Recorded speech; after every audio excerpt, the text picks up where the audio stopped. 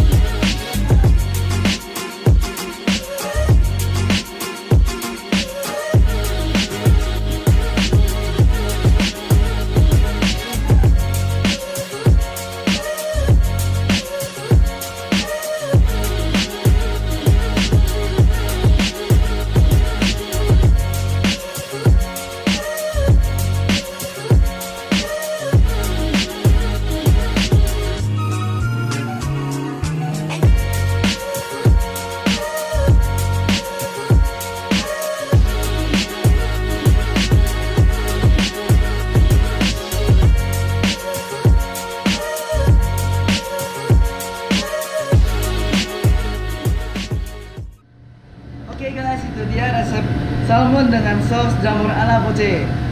Nah, untuk hasilnya ini dia. Udah jadi.